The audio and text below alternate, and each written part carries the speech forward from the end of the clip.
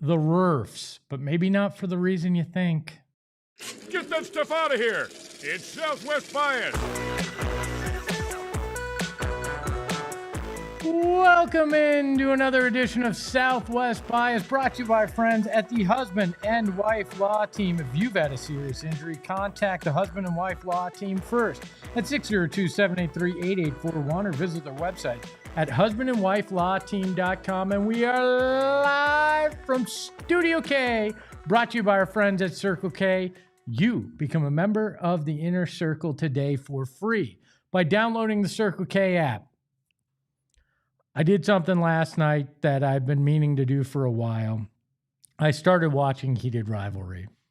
And about 5-10 minutes in, I thought, is this just going to be some cheesy drama? Like, it feels like that might be what it is on the surface. And I was hooked. I watched 3 episodes last night when I really should have been either preparing for this show or sleeping. And you know, it made me realize sometimes perception isn't reality. That sometimes your expectation, your thought, your initial gut reaction, your instinct is not correct. And I think Suns fans might be in that place when it comes to the NBA refs. Look, I'm one for a good conspiracy theory. I'm one for believing that my team might be being persecuted for one reason or another. But I'm starting to think we're leaning a little too much into the NBA refs in terms of, do they have it out for the Phoenix Suns? I don't think they have it out for the Phoenix Suns. I think that it comes down to this. The NBA refs in general just suck. They're not very good at their job. They're equally bad across the board in the NBA. It's not just the Suns that are frustrated with them. Teams across the league are massively frustrated. And I know we want to believe that it's a Phoenix Suns problem. It was a 14-0 free throw advantage in the fourth quarter on Thursday night for the Pistons. Everybody wants to think that was the refs putting their thumb on the scale because the Suns happened to be in the lead in that game against the East's number 1. But guess what? A lot of those were actually fouls. There were some bad calls, but statistically speaking, that's gonna happen. And you want to complain. You want to say that this is such a huge deal. But let me give you this stat. Devin Booker is 5th in free throw attempts in the NBA per game. 5th. If the refs were going to put their thumb on the scale, wouldn't that be much less? You would not let Devin Booker have the 5th most free throw attempts per game. That would not be the case if this were some vast conspiracy. You wouldn't let the best guy on the team get to the line that often. Maybe it's because they have a lot of guys that haven't necessarily earned the respect on the roster. And it shouldn't be that way. Referees shouldn't determine if they're going to give guys a foul or not based on, do I know this guy's face from advertisements? Let's make that very clear.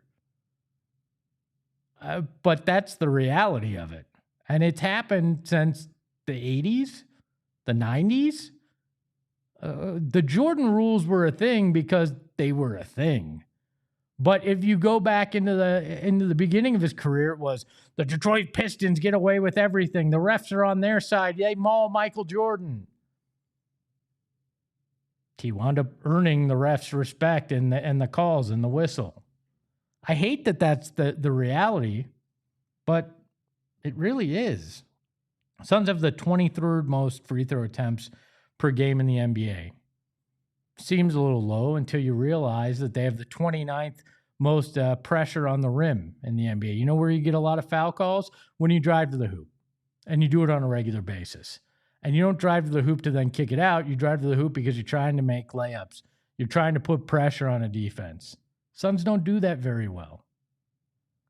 Now, the opponents do get the 5th most free throw attempts per game in the league. And you say, oh, well, look at that. That's proof.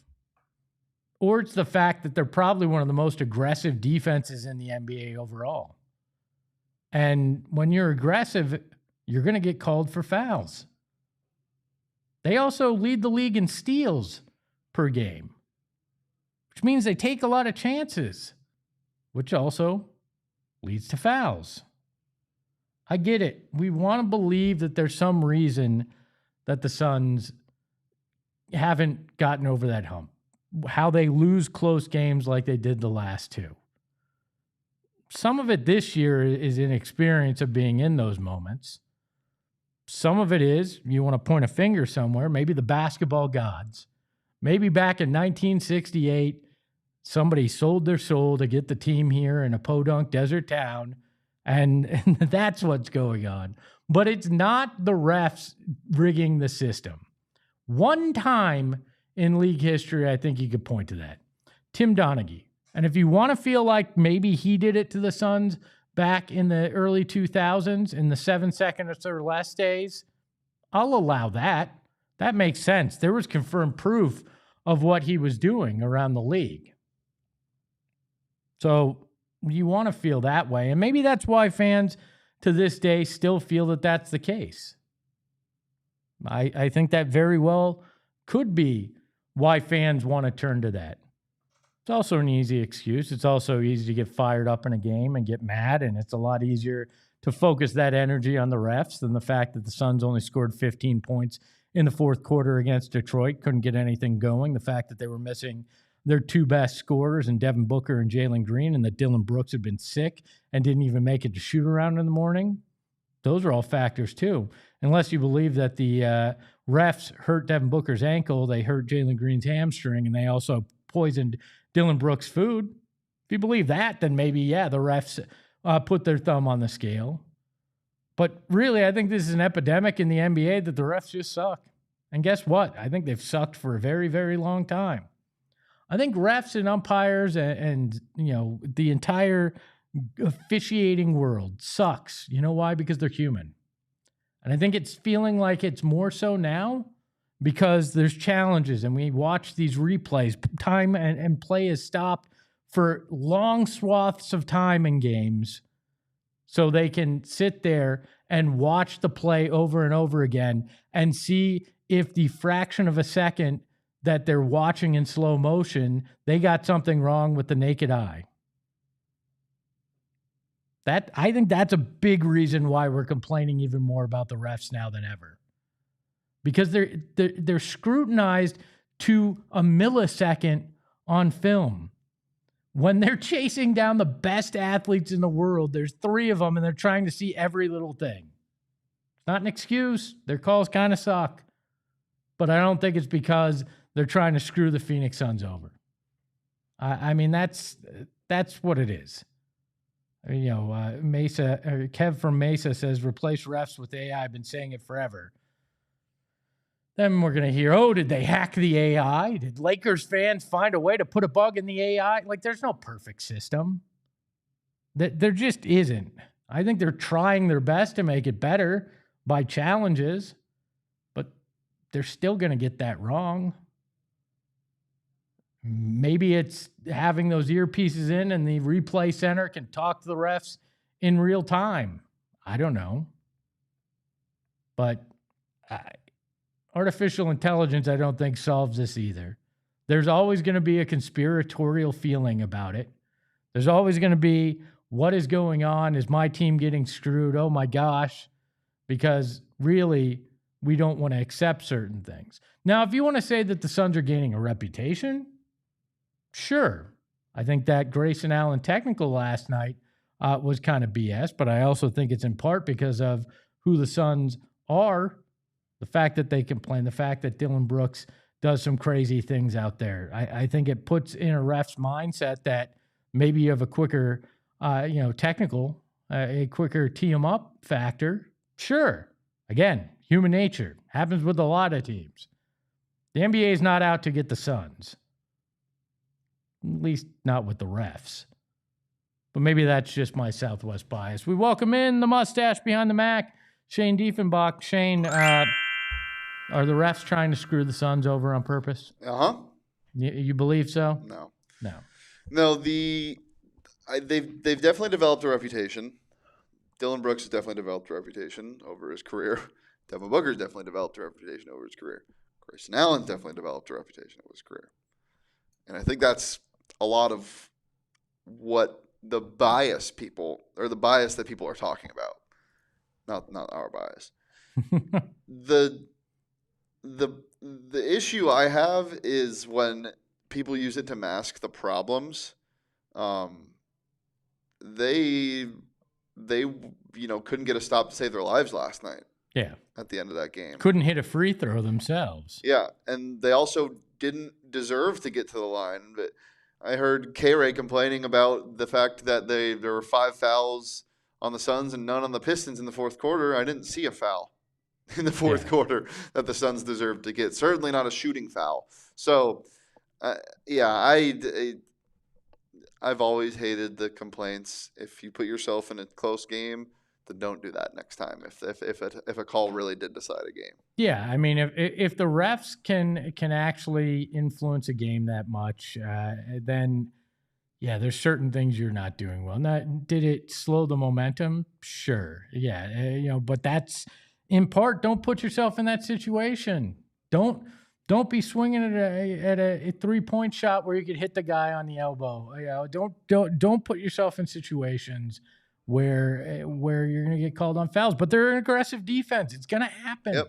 That's part of the trade-off when you play this aggressive. When you're forcing that many steals, you're going to wind up getting fouls called on you. For sure. Like that's a frustrating thing.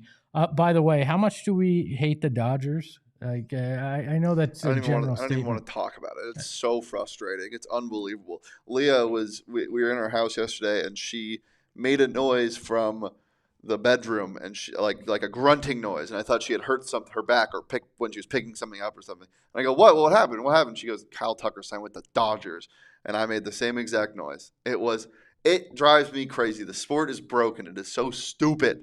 Well, yeah, I mean, but we're never going to get a salary cap in baseball. So you know what? If you own an MLB team and you're not willing to spend money, sell it to somebody that is. Yeah. Like, it's not fair that certain cities get handcuffed. And I get it. Not always the highest payroll wins. The Mets are going to crap the bed as they always do, no matter how much money they spend. Yep. And that's fine. That's fine. But I need to know that you can at least semi-compete with the big boys, that you're going to figure out creative ways to take care of business and to at least be at the table with some of these guys. And I know Kendrick has made an effort more lately in terms of spending money, but it's pretty obvious that he does not have the deep pockets to compete. And when you're in the same division as the team that can spend more on Kyle Tucker based on all the money that they're going to get charged in tax and everything than some teams' payroll, that's problematic. It is. And again, fundamentally stupid sport with no – I just don't understand the salary cap thing. I just never have. I don't understand why it's fun to follow a soccer team where there's 2 dominant teams in a league for the history of the league because those 2 teams are the richest. It's stupid. I've hated it. I've always hated it. I don't think anything can change my mind. Sure, don't blame the Dodgers. Blame the sport. Still, whatever. I'm gonna direct my anger somewhere. Deborah says the amount he received. Geez, and then I think Hello. We just found out that Hello's a Dodgers fan, and I lost a lot of respect for Hello. It says, "Is this the '90s?" Because all I'm hearing is "Hey, jealousy." They played that at halftime earlier in the week. It was nice. Speaking of halftime, we are at halftime here on Southwest Bias. Enjoy the performance. We'll be back with Johnny Venerable to talk about the Cardinals coaching search. That's not just crazy sounds. That's the sound of Phoenix Raceway as NASCAR and NTT Indy Cup are coming to the Valley March 5th through the 8th. That's right. Both of them at the same time. Not on the track at the same time, but the same weekend. It's going to be an amazing motorsports weekend in the Valley. And I got to tell you, if you have not been out there to Phoenix Raceway, you are missing the most beautiful venue in sports. You can have hillside seats. It's unbelievable. Plus, the best experience in all of motorsports and in all of sports, quite frankly, because you can actually go in there and you can see the garage. You can walk the track. You can meet the drivers, and there's a pre-race concert. Yeah, a pre-race concert. You get no better access than that in motorsports and in sports in the Valley. It's NASCAR and NTT IndyCar Series this weekend, or excuse me, March 5th through the 9th, not this weekend, March 5th through the 9th. Secure your seats now at the link in our description. And then Gila River Resorts and Casinos. You love the casino. You love Vegas. Well, guess what? They're going to bring Vegas to you. Right here in the Valley, January through April, you're going to have the chance to see unbelievable shows. You're going to get the whole Vegas experience. It's the Vegas residency at Gila River Resorts and Casinos, where they're going to bring the energy, attitude, and excitement of Las Vegas straight to you. You don't need to drive 5 hours. You don't have to hop on a trip and deal with all of that stuff and the hassle of travel. No, you just head to one of the 4 Valley casinos that Gila River has, and you're going to get that entire Vegas experience because you're going to be able to enjoy exclusive concerts, extended DJ sets, showgirls, chef-driven dining, pop-up bars, and surprise cameos. Who could it be? Plus, don't miss the fabulous Corvette giveaway and special perks for loyalty members. You bring you, we bring Vegas. Only at Gila River Resorts and Casinos. Visit playathila.com for the full calendar of events. A big thank you to Roger Klein and the Peacemakers for playing halftime on the program. Excited to welcome in Johnny Venerable. You know who Johnny is. I don't have to give him some kind of ridiculous introduction. He is the man with all the answers when it comes to the Arizona Cardinals. And Johnny, what's on my mind is Robert Saleh, late night interview. Did they take the laptop out to Scottsdale to hit the bars and the clubs so we got a sense of the scene, or why late night? I think you can look at this one of two ways. The initial thought process for the fan base after a tweet was sent out by Albert Breer is they were afterthoughts, right? They weren't being prioritized like the Titans got, I think, first billing yesterday. The Ravens, and I want to say the Dolphins, are going to talk to him on Sunday, or maybe the Falcons. And so the Cardinals just were left kind of lingering, but then they confirmed, like, no, they're talking tonight. They're doing the interview tonight. And I don't know if that was like caving to public pressure or just Robert Saleh saying, like, I want to have as much leverage as possible, so I'm going to talk to everybody, which is the smart thing to do right away. Like, if you're going to take a job, you need to meet with everybody. Your agent's going to encourage you to do that. So I am cautiously optimistic. Bo gave it like a 40% chance on the show yesterday that he would take this job. That's probably where I'm at the next day. I just right now, like, I don't see a glaring like fit him as a front runner for a job other than Arizona. Like, I do feel like this is the Cardinals' top choice. And it was one of the first people they requested. It makes all the sense in the world. I'm sure the interview went well. The big thing will be next week, assuming the Niners are eliminated this weekend.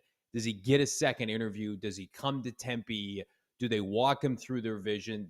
They're going to be courting Robert Saleh. Whereas these other teams, I mean, like, I think they like Robert Saleh, but he's just a candidate to everybody else. And so, I mean, that desperation on the part of Michael Bidwell and Monty Austinford, I think is the wild card of this entire landscape, because you look at like the Dolphin fan base, how they're reacting to Saleh's interview. It's like the guy who failed with the Jets, whereas Cardinal fans are like almost universally, this is the play. If he goes out and his defense gets their ass kicked by Clint Kubiak, does that change opinions on Sunday? No, I think that if anything, that helps the Cardinals, that helps their fan base. They understand, like, he's not playing with a full deck, no pun intended. he would have earned the job even if they had lost badly to Philadelphia, in my opinion. He beats adversity weekly, which is what you need to do as the Arizona Cardinals head coach, by the way. There's a ton of adversity here. You're going to face it consistently. I just, the fan base understands, like a Jeff Hafley, respectfully born on third base right now with the Green Bay Packer franchise. That's not going to do it, right? Like you have question marks about, a Chris Shula, who is a hot name right now. He's been with Sean McVay for 10 years. Like, what adversity has he faced? Saleh has gone through the rigors of Woody Johnson with the Jets. Would he work for Michael Bidwill? That remains to be seen. But now has come back and has not played with a full stacked deck of personnel defensively all season long, and has really been their driving catalyst to get to the divisional round. He has no questions left to answer for Cardinal fans. Oh, come on. Shula had to deal with the fact that he knew he'd never be as attractive as Sean McVay. And that's difficulty, right?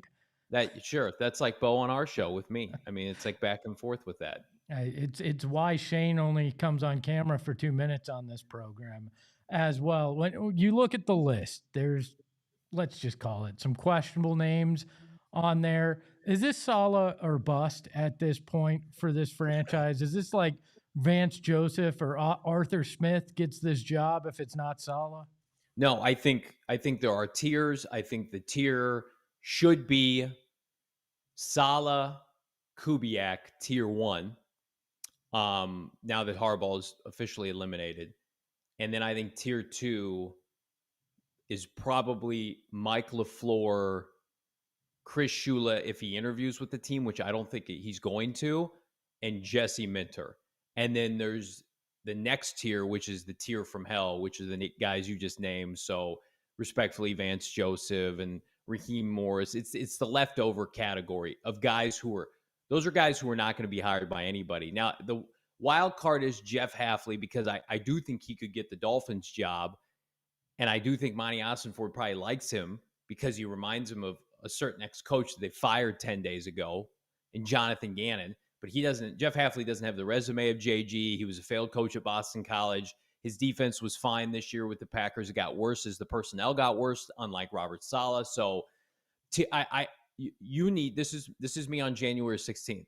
You need to hire Robert Saleh, Clint Kubiak, or at the very least, Mike LaFleur for this fan base to be excited about this offseason. And I think that's more than doable. Sure, there's a doomsday approach where like all of those guys get head jobs and you're left with kind of choosing what's left over. We're going to have some quirky hires, specifically in the AFC. The Browns, I think, will go off the beaten path. Hopefully the Titans go with Matt Nagy or Mike McCarthy. The Steelers feel like Shula or a young guy. They're not going to hire Robert Saleh. I think like the Cardinals are going to be hopefully the benefactor of some of these AFC teams going outside the market. Well, I always say if you can hire a guy that failed in the ACC and bring him into the NFL, you got to do it with Hafley. So hopefully Miami is the one that gets to enjoy the fruits of that labor. But does this come down to Saleh's going to decide whether he wants to be the Arizona Cardinals coach or stay in San Francisco as the DC? I mean, it feels like this is the inevitability, and it feels like that could be a crushing blow to a franchise that's already faced so many of them if he decides to stay at DC. I don't know how you recover from something like that if you're Michael Bidwill. Like that, if he goes to the Ravens, if he goes to the Titans, if he goes to the Dolphins, even like you can spin that. You're last in NFLPA grades. Like there's a way to spin that and still get a candidate that people like. But if Robert Saleh is there to be had, and you're the team that offers him, and he says no one goes back to San Francisco, that is going to be a nightmare for not Monty Ossenford, but for Michael Bidwill, because that will be the driving force is ownership.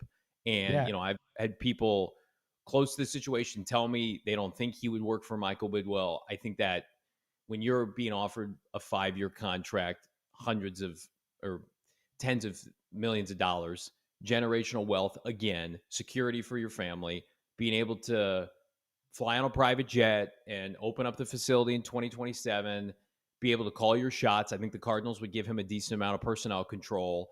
That's a very difficult thing to snub your nose at. I don't know how his agent would feel, but I do think if Jonathan Gannon and Robert Saleh had a conversation, I think Jonathan Gannon would tell Robert Saleh to take the job. I think Jonathan Gannon, up until that last 3-hour period in Tempe last Monday, loved Michael Bidwell and trusted the belief. And I think probably the more we get away from Gannon's dismissal, the more we can phrase it as everybody's at fault, but you won 15 games in 3 years. And I think that's what he would tell Robert. I think personally, Johnny, they're crazy. They're leaning towards another defensive head coach in a league that's so predicated on offense, a team that never reached its offensive potential. And we know when teams hire a good offensive coordinator, they usually get poached pretty quickly.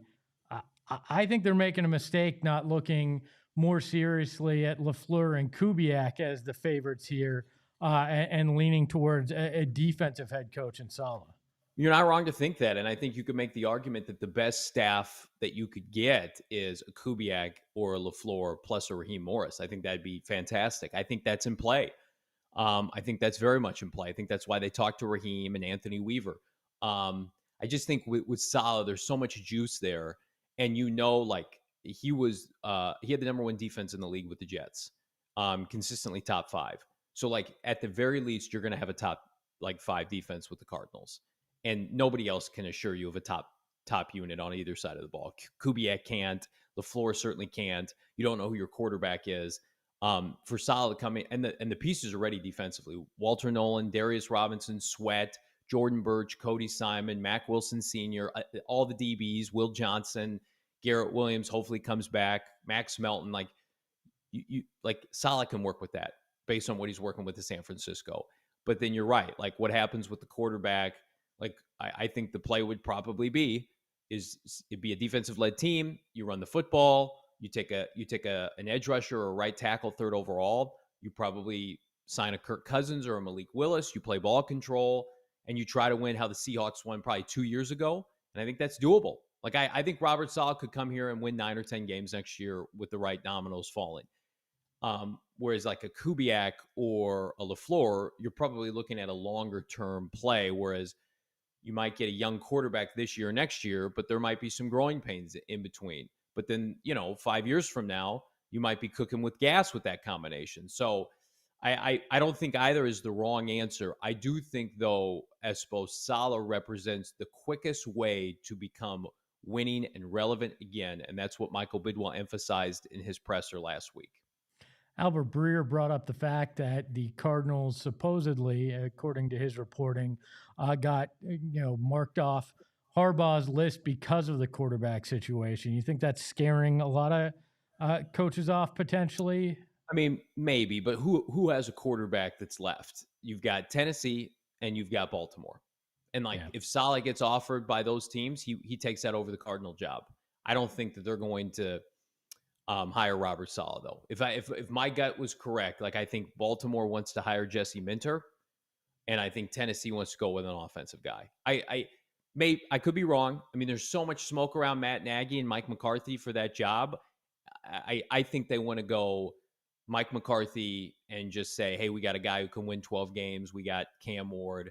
And then Robert Saleh, the Jets are the Dolphins are in a worse spot with their quarterback than the Cardinals. Tua's contract hasn't even kicked in yet. The Falcons, who I think are going to go with Kevin Stefanski, and we need that to be done yesterday. They don't have a quarterback. Penix is cooked until Christmas next year. And Kirk Cousins, they're going to try to move off of him. That could be a destination for Kyler Murray. I just if Saleh gets one of these better job offers, sure, he'll take that job. But I just feel right now, based on what we're seeing, those jobs aren't going to become available for him. All right, last one for you. What do you guess is the time frame? When do you think we will be talking about the new head coach of the Arizona Cardinals? I think if the Niners fall out of it and are cooked after this weekend, and you get a second interview with Robert Saleh, there's momentum there. We could be sitting here next week feeling really good about their chances. Even if the Niners lose and you can't get a second interview, I think this could go into Super Bowl week, just like it did with Gannon. But let's see how LaFleur's interview goes today. And then, getting him in the building maybe the following week if he's got time. That would be key. Kubiak's market, if they lose, will start to open up. Even if they don't lose, I think it still will. And then on the flip side, we haven't brought this up yet. Like, we all need, respectfully, to be Josh Allen fans this weekend.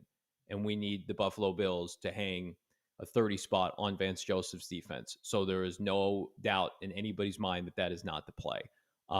If we're sitting here next week and Vance has a great week on Sunday and they bring him in for a physical interview, then it's time to get worried as a Cardinal fan. He feels like the safety blanket for Michael Bidwell in this whole process. Going to be interesting to see how it plays out this weekend. He is Johnny Venerable. Follow him at Johnny Venerable on the Twitter streets. You can also watch him today at 4:30 on PHNX Cardinals and every day. And then whenever news breaks, he and Bo are on. Literally, they're just behind their mics 24/7 waiting for Cardinals news. Appreciate you guys. Hopefully we get some good news here. Thanks, Johnny. A big thank you to Johnny Venerable. A big thank you to you, the bias in the chat, including Bob Rack, who stopped by today. Hit that like button. Become a member of the Supporters Club today by hitting that join button. Unlock great emojis, exclusive content, and oh so much more. A big thank you to the mustache behind the Mac, Shane Diefenbach. You can follow him at Shane Dief. You can follow the program at PHNX_sports. And you can follow me at Espo. And remember, the refs aren't trying to screw you over, but the Cardinals coaching search might. Ahoy, hoy. We all silly like the mayor.